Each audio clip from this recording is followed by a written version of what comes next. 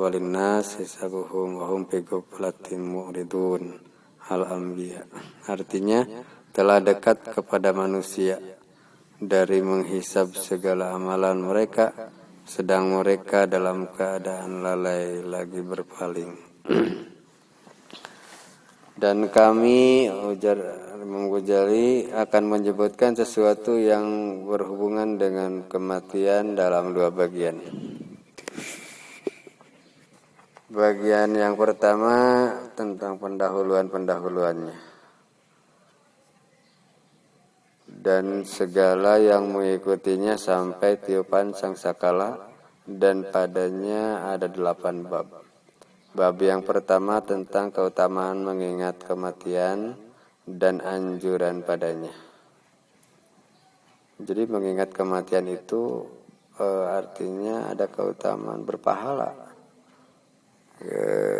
Kita ini dalam hati kapan kita mati, itu berpahala, ada pahala.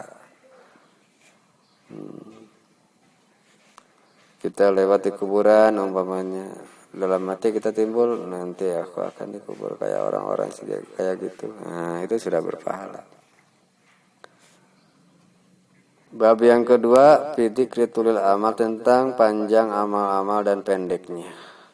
Apa yang dimaksud dengan panjang amal,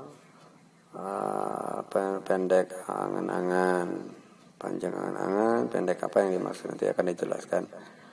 Objek ketiga tentang sakaratul maut dan sakitnya sakaratul maut, dan yang disunatkan dari keadaan-keadaan ketika mati.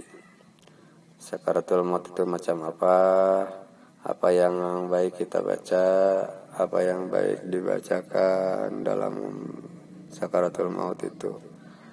Bab yang keempat tentang wafatnya Rasulullah SAW dan al-khulafaur rasyidin sesudahnya. Bab yang kelima tentang perkataan-perkataan orang-orang yang akan mati dari para khalifah, amir, dan para sholihin.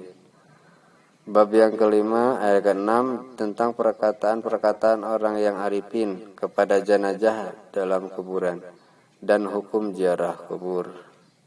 Bab yang ke-7 tentang hakikat kematian dan apa yang dijumpai oleh orang yang telah mati dalam kubur sampai tiupan sangkakala. Bab yang ke-8 tentang apa yang diketahui dari keadaan-keadaan orang yang telah mati dengan mukasafah dalam tidur. Kisah-kisah tentang aulia yang diperlihatkan Tuhan, orang yang di dalam kubur itu diceritakan di sini, pengalaman-pengalaman para wali yang mereka itu dikasapkan oleh Allah melihat orang dalam kubur, yang ada yang dipasung, yang diborgol, ada yang dibakar api, macam-macam. Bab al-babul awal, bab yang pertama tentang mengingat kematian dan anjuran memperbanyak dari mengingatnya. Ketahuilah bahwa orang yang tekun di dunia dalam urusan dunia dan yang rajin dalam tipu dayanya dunia, yang menyukai nafsu syahwatnya, itu hatinya pasti lalai dari mengingat kematian. Orang yang sibuk dengan pekerjaan-pekerjaan dunia, itu orang yang sibuk urusan barang macam-macam, itu pasti lalai hatinya dari kematian. Maka ia tidak ingat kepadanya kematian, dan apabila dia diingatkan dengan kematian, maka dia benci kepadanya dan lari daripadanya. Mereka adalah orang-orang yang difirmankan oleh Allah Ta'ala tentang mereka, Qul innal mautalladzi tafirruna minhu fa innahu mulaqikum summa turadduna ila alimil ghaibi wasyahadah fa yunabbi'ukum bima kuntum ta'malun. Artinya, katakanlah wahai Rasul, sesungguhnya kematian yang kamu lari daripadanya, maka sesungguhnya kematian itu akan menemuimu. Kemana aja lari, dia akan menemuimu.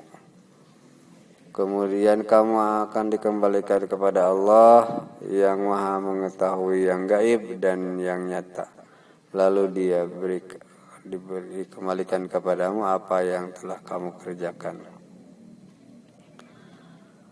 Kemudian manusia itu ada kalanya orang yang tekun dalam urusan dunia, sibuk urusan dunia. Dan ada kalanya orang bertobat, yang baru bertobat. Dan ada kalanya orang yang sudah ma'rifat.